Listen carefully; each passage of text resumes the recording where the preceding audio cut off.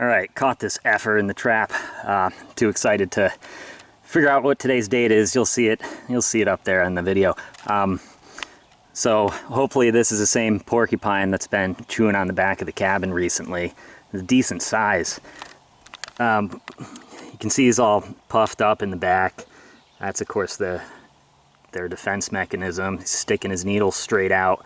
When I first came up upon him, before he was getting all defensive, you know, he was all those quills were relaxed and laid down. But I think he knows he's got something not good in store for him, but nothing he can do about it. I did at least capture him in a what I believe is a humane way. I had the thing covered so he wasn't getting rained on or anything, and there was a bowl of food in there. So he can't have been there more than a few days or so since you know, I was just up here a week ago. But I gotta get rid of this guy. I just hate the damage that they do to the wood. So there's one less a-hole porcupine up in the forest. I definitely don't miss him. This is the damage that they do. This is just the generator house, so it's not as important as the cabin, but still, it's such a pain. The stuff on the left, where the wood's brighter, is fairly recent. Where the wood's faded on the right, and they did that years ago.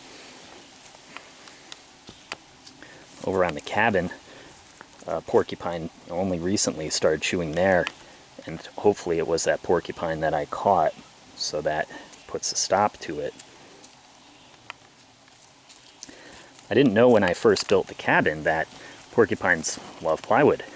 So salt is used in the process of creating plywood. It's used in the glue, and porcupines love salt, so they go after that. If it was just regular wood, they're a little less interested. So so in the addition, that's why I'm not using T111 plywood.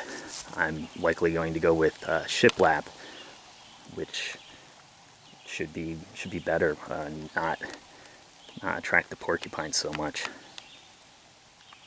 Gathering my thoughts here. It's now Thursday, June 20th. Yeah.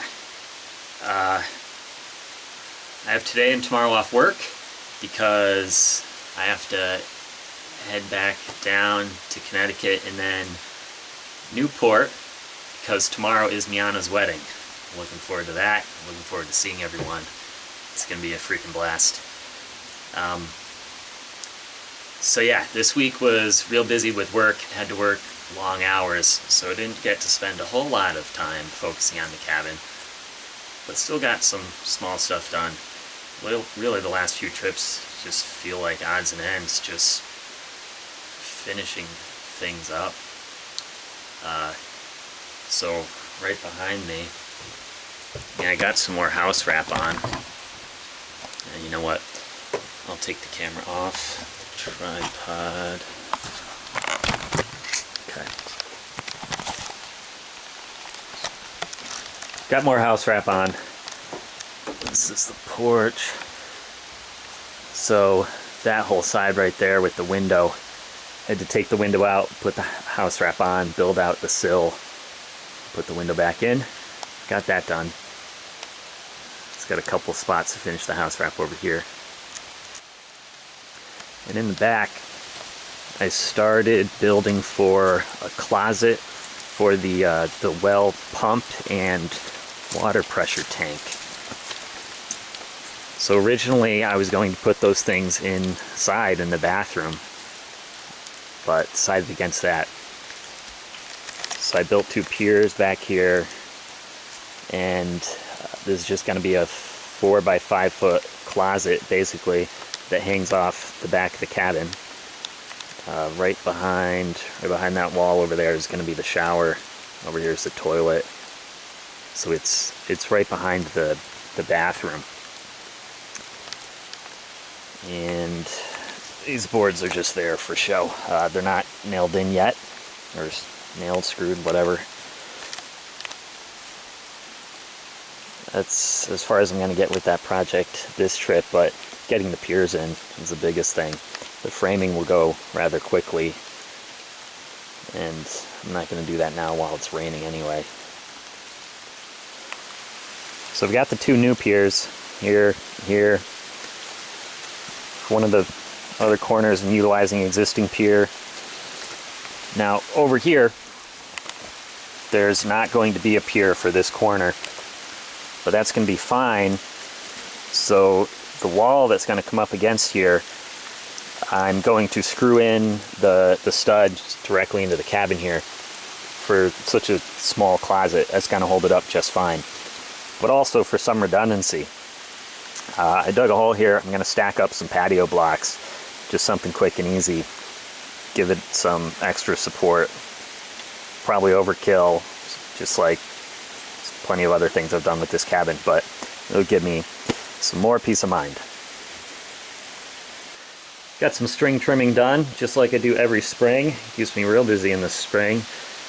I got a lot left to go. If anyone wants to come up here and, you know, have a string trim party, I'll provide the beer, you provide the manpower. Go nuts. Yeah, with all the rain in the spring, the grass and the brush really pops up real quick. I love it. I think it's beautiful, but I also don't want to be walking through waist-high grass right in my front yard, and don't want the forest approaching up on the cabin over here.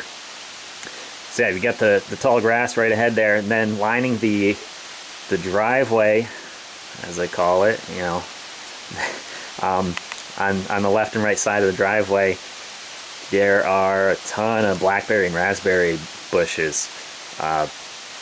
Ever since I cleared that area, there's more and more popping up each year, and the berries are delicious, but even those I don't want coming right up on the driveway because they're full of prickers and not that fun to walk through. So I cut those back a bit too. There's a lot. It was just, what, 2 or 3 years ago that whole area was freshly cut and just barren.